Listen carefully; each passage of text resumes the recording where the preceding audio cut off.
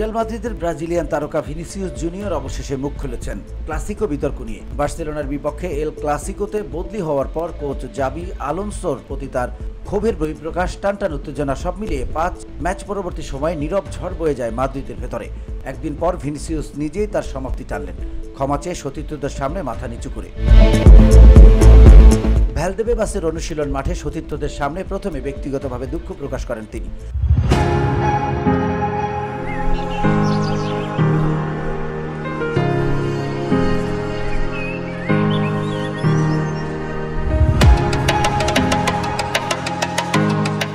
এরপর সামাজিক যোগাযোগ মাধ্যমে এক আবেগঘন বার্তায় সমর্থকদের উদ্দেশ্যে লেখেন, আজ আমি রিয়াল মাদ্রিদের সব ভক্তদের কাছে ক্ষমা চাইছি।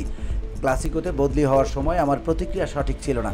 আমি ইতিমধ্যে অনুশীলনে আমার সতীর্থ ক্লাব ও সভাপতি সবার কাছেই দুঃখ প্রকাশ করেছি।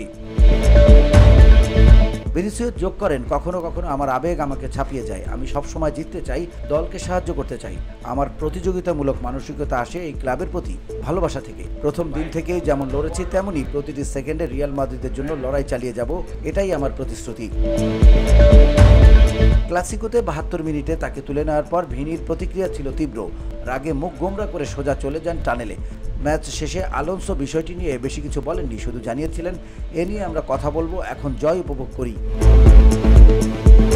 আজকের সংবাদ সম্মেলনে বিষয়টি নিয়ে আলোনসো বলেন, ভিনির প্রতি আমার অনেক শ্রদ্ধা আছে। আবেগ ও ব্যক্তিত্ব এই দুটোই ওর খেলার বড় অংশ। এমন পরিস্থিতি দলগুলোতে আসে, কিন্তু আমাদের মধ্যে বোঝাপড়া আছে। আমরা কথা বলবো, সেটাই যথেষ্ট। VOD Bangla news desk.